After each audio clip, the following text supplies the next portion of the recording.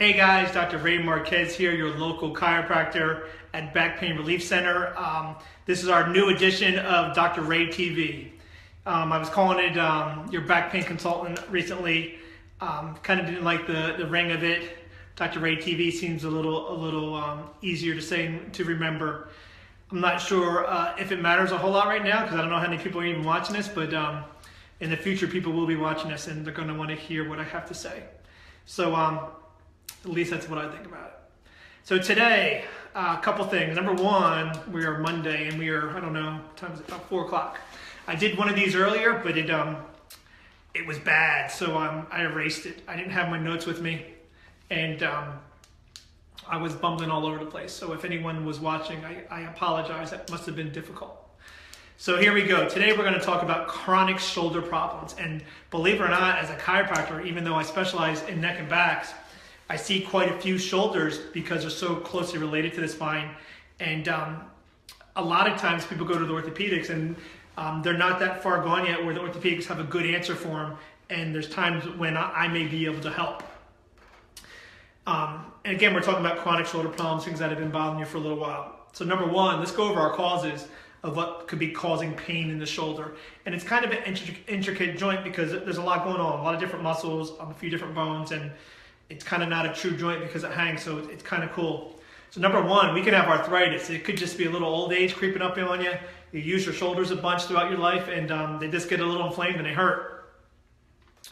You know, that's typically not something that I deal with a lot. If the pain gets to be bad enough, we can use some cold laser therapy on it for a few weeks, and it has many times great effects in decreasing the inflammation. But the arthritic part of it is something that will probably be an ongoing thing, and a lot of times some appropriate medication from an orthopedic or even from your primary will be enough to help you manage that pain.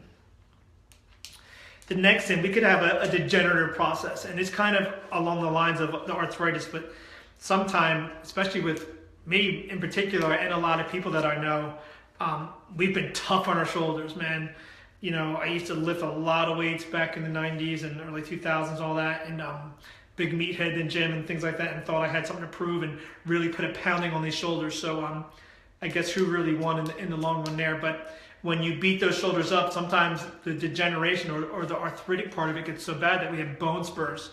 Again, that's something I wouldn't be able to help you with, but if I could help you identify it and find out if you have them by sending you for some x-rays or MRI. But again, that would be an issue that we'd probably send you out to an orthopedic with. So again, we have number one, we have an arthritic problem. We have a degenerative process. Two more reasons, at least the ones I deal with. We could have a tear. We could have a tear in either the rotator cuff or maybe a tear in the labrum or the bicep tendon, and that could be causing pain. And a lot of people, more than you think, get tears in the rotator cuff and in their labrums and don't even know it. And it's probably because it's not a full thickness tear. The joint didn't dislocate or subluxate, and the person really doesn't know, and they kind of scar over and things like that. So we can have some tears that could be causing you problems. Here's the one that I can help with a bunch, and this one is a dysfunction, a shoulder joint that doesn't work properly. And what I mean by that, you've lost some range of motion in that shoulder. So a real typical range is when we ask someone to raise their hand like they're saluting, they can't raise their hand all the way. They kind of meet halfway, and kind of if I turn that way, they can only go this high.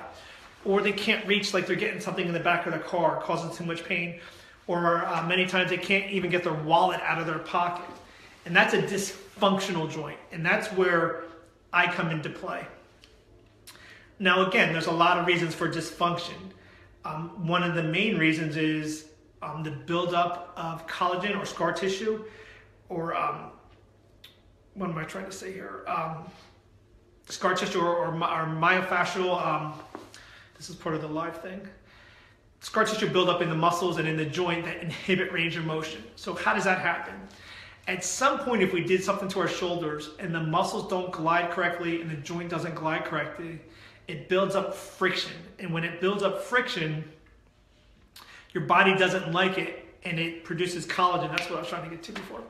And it puts collagen in the joint and in the muscle, so myofascially and inarticulately, and it decreases the flexibility, the length, and the ability for that joint to move. This happens a lot with people that do repetitive jobs. So for example, maybe people that work on a factory line and they're like UPS and they're getting boxes all day long.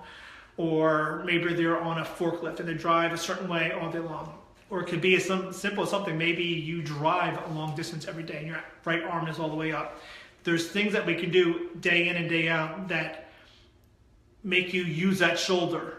And then when it's dysfunctioning, it builds up more friction, it builds up more dysfunction, more adhesions, more collagen, and it kind of snowballs into this big problem.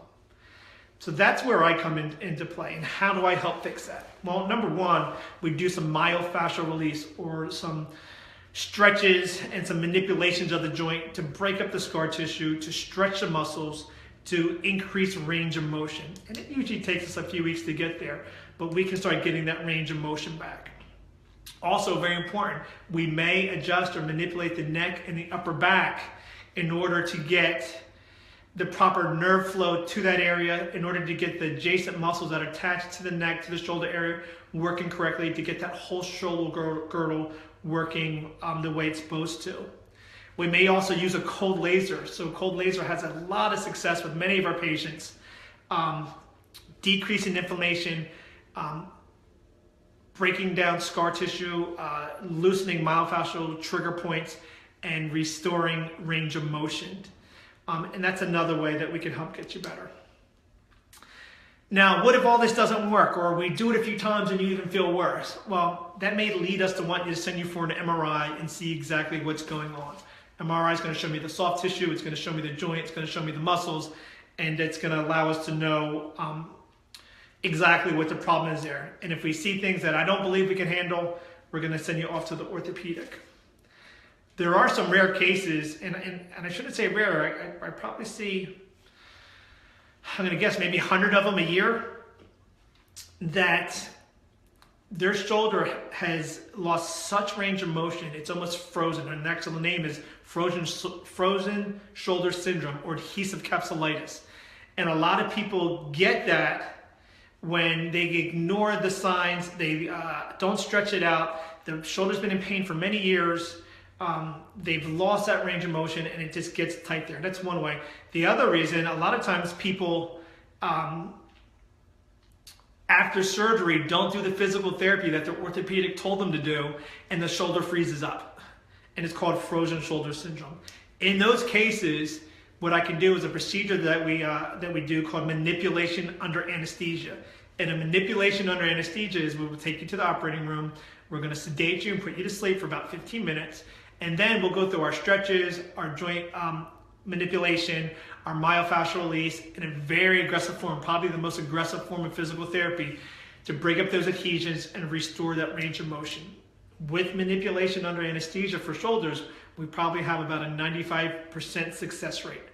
Everyone responds well to it. So again, manipulation under anesthesia for frozen shoulder.